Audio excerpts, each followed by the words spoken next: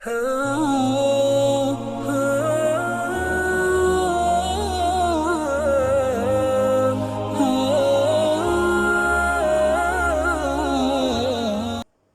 ونصلی علی رسولہ الکریم اما بعد فاعوذ باللہ من الشیطان الرجیم بسم اللہ الرحمن الرحیم۔ السلام علیکم ورحمۃ اللہ وبرکاتہ۔ تو آج 21 رمضان اور ہم لوگ سیرہ میں 6 ایئر آف ہجرہ کو آج ڈسکس کرنے جا رہے ہیں۔ کل کے لیسن میں ہم لوگوں نے دیکھا تھا کہ کس طرح سے اللہ تعالیٰ نے مسلمانوں کو فتح دلائی تھی جنگ خندق میں، اور خندق کے بعد جو ہے وہ بہت سارے جو کفار اور ان کا ایک بہت بڑا جو تھریٹ تھا، اور جو کہ وہ الائنس کے ساتھ آ کے انہوں نے اٹیک کیا تھا مسلمانوں کے اوپر، ایک بہت بڑا جو ببل تھا اس کا وہ برسٹ ہو گیا۔ اور اس کے بعد کیا ہوا کہ جن جوز نے ان کی مدد کی تھی بنو قریظہ نے، بنو قریظہ کو اللہ تعالیٰ کے حکم سے نبی کریم صلی اللہ علیہ وسلم نے ان کو سیج کیا، اور ان کو حضرت سعد بن معاذ رضی اللہ تعالیٰ عنہ کے کہنے پہ ان کو میڈیٹ کرتے ہوئے ایکزیکیوٹ کر دیا گیا ان کے آدمیوں کو۔ اس طرح ایک جوز کا جو بہت بڑا فتنہ تھا وہ ختم ہو گیا، تینوں کے تینوں جو وہاں پہ ٹرائبس تھے وہ ختم ہو گئے۔ لیکن ابھی بھی بنو نذیر جو تھے، جنہوں نے یہ سارا کا سارا انیشیٹ کیا تھا، سٹارٹ کیا تھا یہ غزوہ خندق کے لیے، جنہوں نے جا کے جن کا آئیڈیا تھا اور انہوں نے سب کو کمبائن کیا تھا، ابھی ان سے نمٹنا باقی تھا، جس کو نبی کریم صلی اللہ علیہ وسلم نے پوسٹ پون کیا۔ اور یہ بنو قریظہ کا معاملہ جب ختم ہو گیا تو اس کے بعد 6 ایئر آف ہجرہ میں اللہ تعالیٰ نے حضرت محمد صلی اللہ علیہ وسلم کو ایک خواب دکھایا کہ جس کے اندر انہوں نے دیکھا کہ وہ عمرہ کر رہے ہیں اور وہاں پہ طواف کر رہے ہیں۔ عمرہ کمپلیٹ کرنے کے بعد بہت سارے لوگ خلق کرواتے ہیں، یعنی شیو کرتے ہیں ہیڈ کو، بہت سارے لوگ جو ہیں وہ بالوں کو چھوٹا کرتے ہیں۔ تو یہ نبی کریم صلی اللہ علیہ وسلم کو اللہ تعالیٰ نے خواب دکھایا۔ اب نبی کریم صلی اللہ علیہ وسلم نے اس کا ذکر اپنے صحابہ کے ساتھ کیا، اور وہ لوگ بہت خوش ہوئے، کیونکہ آپ کو یہ پتہ ہونا چاہیے کہ نبی کا جو خواب ہوتا ہے وہ سچا ہوتا ہے۔ جیسے کہ آپ کو یاد ہوئے گا کہ حضرت ابراہیم علیہ السلام نے خواب میں اپنے بیٹے کو ذبح کرتے ہوئے دیکھا تھا، اور وہ حضرت اسماعیل کو پھر لے کے جا کے انہوں نے ذبح کیا۔ یہ صرف خواب کے اندر جو ہے وہ اللہ تعالیٰ کی طرف سے ان کو وحی تھی۔ تو نبیوں کی وحی جو ہے وہ مختلف طریقوں سے ہوتی ہے، اور انہی میں ایک خواب بھی ہے۔ تو یہ خواب جو نبی کریم صلی اللہ علیہ وسلم نے دیکھا، اور اس کے بعد باقاعدہ یہ اعلان کر دیا گیا کہ سب لوگ جو ہیں وہ عمرہ کے لیے تیاری کریں، اور ہم لوگ مکہ میں عمرہ کے لیے جائیں گے۔ ناؤ بائی اٹ سیلف یہ جو مسلمان تھے وہاں کے، ان کے لیے بہت ایک سٹرینج خبر تو اس لیے تھی کیونکہ ابھی بھی جو مکہ تھا وہ بیسیکلی تو مشرکین کے ہاتھ میں تھا، اور جو قریش تھے وہ مسلمانوں کے سب سے بڑے دشمن تھے۔ آلریڈی ان کے ساتھ بہت ساری جنگیں لڑی جا چکی تھیں، اور جیسا کہ میں نے آپ کو بتایا کہ ایون غزوہ خندق کے ختم ہونے کے بعد بھی بہت ساری چھوٹی چھوٹی چیزیں اور بہت سارے معاملات یہ چلتے رہے ان کے ساتھ۔ تو it was not a period of a پیس۔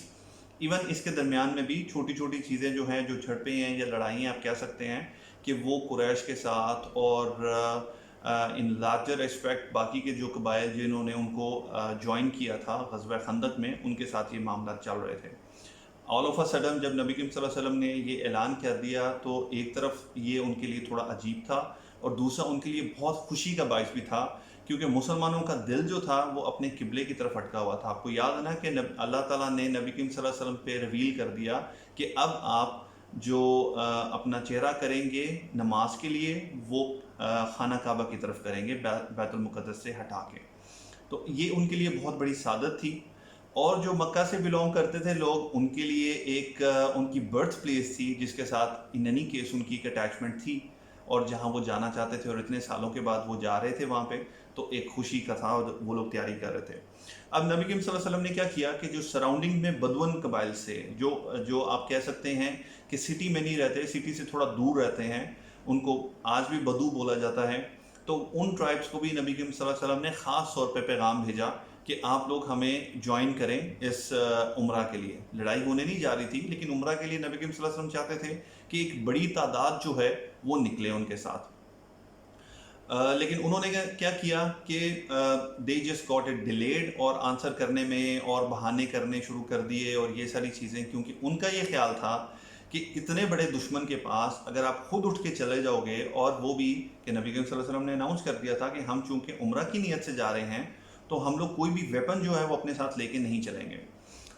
تو جب ویپن ساتھ نہیں ہوگا اور وہاں پہ کچھ لڑائی کا معاملہ ہو جاتا ہے تو there is no chance that you will come back. تو ان کا یہ خیال تھا کہ اب تو مسلمان واپس نہیں آتے، اور اگر ہم نے ان کو جوائن کر لیا، حالانکہ وہ مسلمان تھے،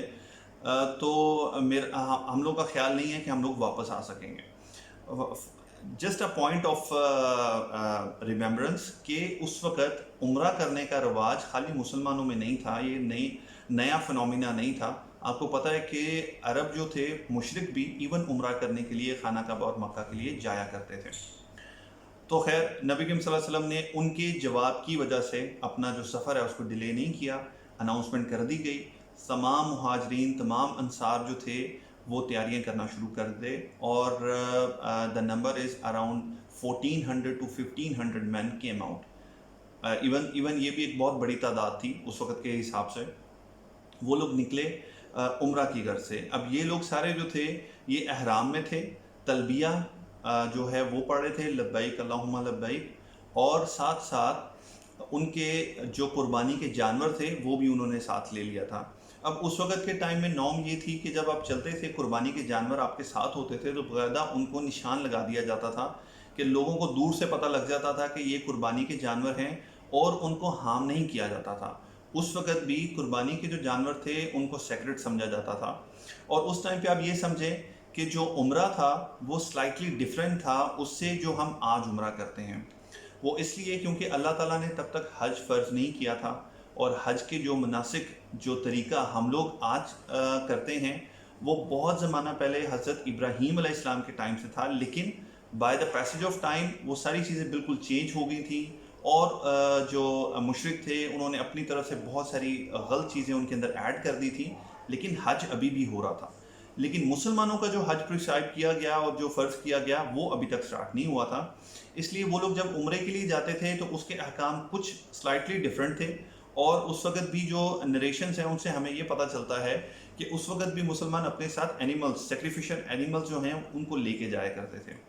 تو اس دفعہ بھی مسلمانوں نے یہی کیا کہ اینیملز ان کے ساتھ تھے، انہوں نے احرام باندھا ہوا تھا، تلبیہ وہ پڑھتے ہوئے جا رہے تھے، اور اس حالت میں وہ لوگ نکلتے ہیں اور نبی کریم صلی اللہ علیہ وسلم ایک آدمی کو آگے بھیجتے ہیں تاکہ وہ جا کے دیکھے اور پتہ کر کے آئے کہ قریش کیا سوچ رہے ہیں، یا ان کا پوٹینشیل جو فیڈ بیک یا پھر ان کا ریئیکشن ہے وہ کس طرح کا ہوگا. تو اس چیز کو پتہ کرنے کے لیے نبی کریم صلی اللہ علیہ وسلم نے ایک آدمی کو آگے بھیجا. تو عثمان کے مقام پہ جب یہ پہنچے مسلمان، تو ان کو پتہ چلا، نبی کریم صلی اللہ علیہ وسلم کا بھیجا ہوا آدمی واپس آیا اور اس نے آ کے بتایا کہ قریش جو ہیں وہ آپ کو کسی صورت بھی عمرہ کرنے کی اجازت دینے کے لیے تیار نہیں ہے. سو نبی کریم صلی اللہ علیہ وسلم نے اس بیسس کے اوپر یہ سفر کو اختیار کیا تھا کہ اس سے پہلے جو قریش تھے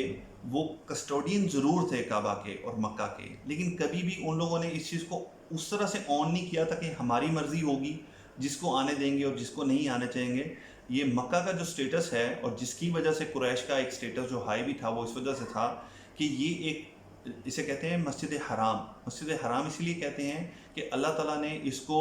ممنوع کر دیا یہاں پہ، it was prohibited to fight in Mecca, اور آج بھی اس کے جو حکم ہے وہ ایسے ہی ہے. اور مدینہ کے بارے میں ہم نے سنا تھا کہ مدینہ کو نبی کریم صلی اللہ علیہ وسلم نے حرم قرار دے دیا، اب وہاں پہ بھی لڑائی جو ہے وہ اس طرح سے نہیں کی جا سکتی. تو اس سے پہلے بھی یہ ایک نارمل پریکٹس تھی کہ اگر قریش کے کوئی دشمن بھی آ جاتے تھے تو ان کو کبھی روکا نہیں جاتا تھا، مسجد حرام سے روکا نہیں جاتا تھا، خانہ کعبہ سے طواف کرنے کے لیے یا عمرہ کرنے کے لیے. ایون دشمن کو بھی یہ روکا نہیں جاتا تھا، اور اگر کبھی یہ روکا جاتا تو یہ عربوں کے اندر ایک بری بات سمجھی جاتی تھی. لیکن اس دفعہ معاملہ ڈیفرنٹ تھا. جب پہلے لوگ آتے تھے اور وہ بے شک دشمن بھی ہوتے تھے تو ان کا پرپس وہاں پہ آ کے انہی بتوں کی پوجا کرنا ہوتا تھا. لیکن اس دفعہ جب مسلمان آ رہے تھے ان کا مقصد ان بتوں کی پوجا کرنا نہیں تھا، وہ ایک خدا کے ماننے والے تھے اور وہ ڈفرینٹ قسم کا جو عقیدہ ہے اس کے ساتھ آ رہے تھے. بٹ ایون دین وہ جگہ جو ہے وہ اللہ تعالیٰ نے ہر خاص و عام کے لیے ایک برابر رکھی ہے. اللہ تعالیٰ ایون قرآن میں کہتے ہیں کہ ہم اس جگہ کو یہاں کے رہنے والوں کے لیے اور باہر سے آنے والوں کے لیے بھی ایک برابر کر دیں گے. کوئی اس کو یہ آن نہیں کر سکتا کہ یہ میرا شہر ہے اور میں یہاں پہ تمہیں آنے نہیں دیتا. ہر آدمی کا اس شہر کے اندر جا کے وہی حق ہے، وہی اس کا مقام بن جاتا ہے جب وہ اللہ تعالیٰ کی عبادت کے لیے اور اس گھر کی زیارت کے لیے، عمرہ کے لیے یا حج کے لیے اس شہر میں جاتا ہے۔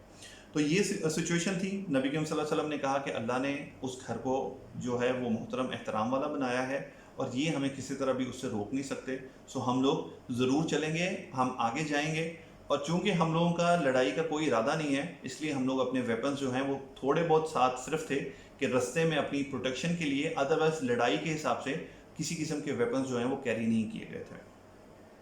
نبی کریم صلی اللہ علیہ وسلم آگے بڑھتے ہیں، اور ساتھ ہی نبی کریم صلی اللہ علیہ وسلم کو اسی میسنجر کے تھرو یہ اطلاع بھی ملتی ہے کہ خالد بن ولید جو ہیں وہ تقریباً 200 کے قریب لوگوں کو لے کے انٹرسیپٹ کرنے کے لیے مسلمانوں کو آ رہے ہیں، اور ان کا پلان ہے اور وہ تھوڑی دیر میں نکلیں گے مکہ سے۔ تو نبی کریم صلی اللہ علیہ وسلم نے کیا کیا کہ انہوں نے اپنا جو روٹ ہے اس کو ڈائیورٹ کر دیا، کہ جو نارمل روٹ تھا مکہ کے لیے اس کو چھوڑ کے the other route he has taken, جو کہ حدیبیہ کے مقام سے ہوتا ہوا گزرتا تھا۔ اور حدیبیہ کی جگہ جو ہے اس کا نام حدیبیہ اس لیے تھا کہ کیونکہ وہاں پہ ایک ویل تھا جس کا دا ویل آف حدیبیہ، اور اسی ویل کی وجہ سے اس جگہ کا نام جو ہے وہ حدیبیہ قرار پایا۔ تو نبی کریم صلی اللہ علیہ وسلم جو ہے وہ ڈائیورٹ کر کے حدیبیہ کے مقام کی طرف سے چلتے ہیں مکہ کے لیے، لیکن حدیبیہ میں پہنچ کے نبی کریم صلی اللہ علیہ وسلم جو ہے وہ کیمپنگ کرتے ہیں وہاں پہ، کیونکہ اب جو حدیبیہ اور مکہ کا ہے وہ بہت زیادہ ڈسٹینس جو ہے وہ نہیں رہ جاتا۔ ادھر سے خالد بن ولید ہو کے واپس چلے جاتے ہیں، اور ان کو مایوسی اس طرح سے ہوتی ہے کہ ان کا انکاؤنٹر ہی نہیں ہوتا مسلمز کے ساتھ، اور جب وہ جا کے قریش کو بتاتے ہیں، اور چونکہ وہ خود ایک جنگجو ہیں، ایک سپاہی ہوتے ہیں، ایک سپہ سالار ہوتے ہیں، خالد بن ولید اس وقت تک وہ مشرک ہوتے ہیں اور مسلمان نہیں ہوتے، لیکن ان کو یہ چیز واقعی کلک کرتی ہے کہ جب بھی میں اس آدمی کے خلاف لڑنے کے لیے جاتا ہوں، یعنی محمد صلی اللہ علیہ وسلم کے خلاف، تو کوئی نہ کوئی معاملہ ایسا ہوتا ہے کہ میرا یہ یقین، وہ بعد میں جب مسلمان ہوتے ہیں تو یہ بتاتے ہیں کہ میرا یہ یقین پختہ ہو چکا ہوتا ہے محمد صلی اللہ علیہ وسلم کے بارے میں کہ حاضر رجل الممنوع، یعنی کہ یہ جو بندہ ہے نا، یہ جو آدمی ہے، یہ پروٹیکٹڈ ہے، ہی از ڈیوائنلی پروٹیکٹڈ، کہ میں باوجود اپنی ساری کی ساری جو سکلز ہیں اس آدمی کو میں کوئی نقصان نہیں پہنچا پاتا۔ سو ایز ایکسپیکٹڈ نبی کریم صلی اللہ علیہ وسلم جو ہیں وہ اس سے زیادہ انٹیلیجنٹ ہوتے ہیں، اور بائی دا ٹائم وہ یہاں پہ پہنچے، نبی کریم صلی اللہ علیہ وسلم ڈائیورٹ کر کے اپنے رستے سے دوسرا رستہ جو ہے وہ اختیار کر چکے ہوتے ہیں۔ اب جب وہاں پہ وہ کیمپنگ کر لیتے ہیں مسلمان، اور قریش کو اب یہ پتہ چل چکا ہے کہ وہ اب مکہ کے اس قدر قریب ہیں کہ اس کے بعد جو بھی وہ سفر شروع کریں گے تو وداؤٹ اینی سٹے وہ مکہ کے اندر انٹر ہو گئے۔ تو اب انہوں نے سوچا کہ اب آلریڈی ان تک یہ خبریں پہنچ چکی تھیں، اور وہ یہ جانتے تھے کہ مسلمان صرف اور صرف عمرہ کی غرض سے آ رہے ہیں، لیکن اس کے باوجود انہوں نے یہ چاہا کہ آفیشیلی ہم لوگوں کو بات کرنی چاہیے مسلمانوں سے، اور پوچھنا چاہیے کہ ایکچولی وہ چاہتے کیا ہیں۔ تو انہوں نے ایک آدمی کو بھیجا، حلیس ابن علقمہ کو، بدئی ابن ورقا کو، الخزائی قبیلہ خزاع سے تھا یہ، اور یہ قبیلہ خزاع جو ہے آپ کو آگے چل کے پتہ چلے گا کہ یہ اب جتنے لوگ آئیں گے بیسیکلی قریش کی طرف سے نیگوشیٹ کرنے کے لیے، اللہ تعالیٰ کا ایک خاص پلان تھا، اور اللہ تعالیٰ نے ایسے آدمیوں کو چوز کر کر کے بھیجا ان کی طرف سے کہ جن کو دیکھیں گے کہ بعد میں جا کے اس کا کتنا فائدہ مسلمانوں کو ہوا۔ جب یہ آدمی آتا ہے اور آفیشیلی آ کے مسلمانوں سے بات کرنے کے لیے کہتا ہے، تو نبی کریم صلی اللہ علیہ وسلم دو ٹوک اس کو بتاتے ہیں کہ دیکھو، ہم آل دا وے مدینہ یہاں پہ آئے ہیں، ہم لوگ آلریڈی احرام کے ہیں، احرام کے اندر ہیں، سیکریفیشل جو اینیملز ہیں وہ ہمارے ساتھ ہیں، تلبیہ ہم پڑھ رہے ہیں، کسی قسم کی ویپنری ہمارے ساتھ ہے نہیں، تو ہمارا مقصد صرف اور صرف عمرہ کرنا ہے، اور عمرہ کر کے ہم لوگ واپس چلے جائیں گے۔ We don't want to give any harm, اور ہم یہ بھی نہیں چاہتے کہ ہمیں ہارم پہنچے۔ یہ ساری باتیں وہ دیکھتا سنتا ہے، اور ساتھ ساتھ پہلی دفعہ یہ ہوتا ہے کہ نبی کریم صلی اللہ علیہ وسلم ایک چیز کو سیٹل ڈاؤن کرنے کے بعد، لوگوں کی ایک تربیت اور ان کو ایک ڈسپلن کے اندر لانے کے بعد پہلی دفعہ مکے کی طرف رخ کیا، اور یہ سردار اور یہ جو لوگ تھے ان کو پہلی دفعہ موقع ملا کہ یہ مسلمانوں کو آبزرو کر سکیں۔ کیوں؟ ہمیشہ ان کا انکاؤنٹر تو کسی جنگ میں ہوتا تھا، اب جنگ میں دونوں حالت جنگ میں ہیں، لڑائی کے لیے آمنے سامنے، اس طرح سے چیزوں کو آبزرو نہیں کیا جاتا تھا۔ اب یہ پہلا موقع تھا کہ ان کو یہ موقع مل رہا تھا کہ وہ مسلمانوں کے ایٹیکیٹس، ان کا طریقہ کار، ان میں بدلاؤ کیا آیا ہے، یہ ساری چیزیں دیکھیں، اور دیکھیں نبی کریم صلی اللہ علیہ وسلم کی تربیت ہو اور اسلام جیسا ریلیجن ہو جو واقعی اسلام کو جب پریکٹس کرے گا تو وٹ ڈو یو تھنک کہ نبی کریم صلی اللہ علیہ وسلم کی کمپنی میں ہوتے ہوئے ان لوگوں کے اخلاق اور ان لوگوں کے جو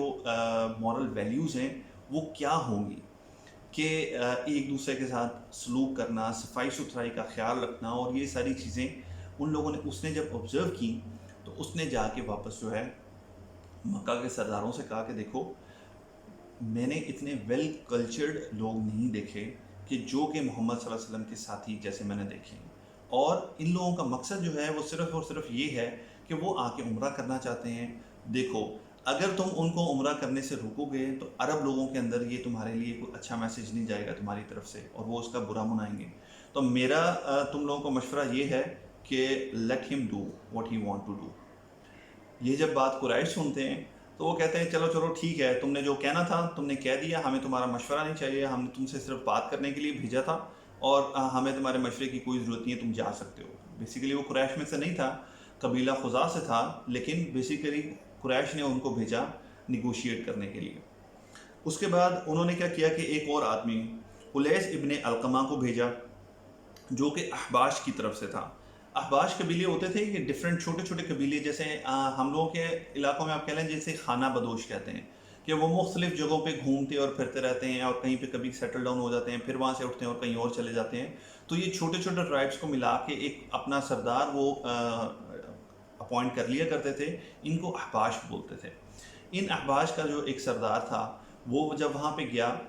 یہ لوگ جو ہیں ان لوگوں کے دلوں کے اندر جو سیکریفیشل اینیمل تھے ان کی بڑی قدر اور ویلیو ہوتی تھی، کہ جب کوئی نارملی تو پورا کا پورا عرب جو ہے وہ ان کی بڑی ایک ویلیو کرتا تھا، اور کوئی ہاتھ ڈالنے کی ہمت نہیں رکھتا تھا اگر وہ دیکھ لیتا کہ اس جانور کے اوپر نشان لگا ہوا ہے کہ یہ قربانی کے لیے لے کے جایا جا رہا ہے، تو وہ کبھی بھی کوشش نہیں کرتا تھا کہ اس کے اوپر وہ ہاتھ لگائے۔ لیکن یہ لوگ اور یہ احباش کا قبیلہ جو تھا، ان کا خاص ایک یہ کہہ لیں کہ خوف ہوتا تھا، ان کا یہ عقیدہ بن گیا ہوا تھا کہ اگر ہم نے اس طرح کے کسی جانور کو ہاتھ لگایا یا اس کو ہم لوگوں نے نقصان پہنچایا تو ہمارے اوپر اللہ کا عذاب آ جائے گا۔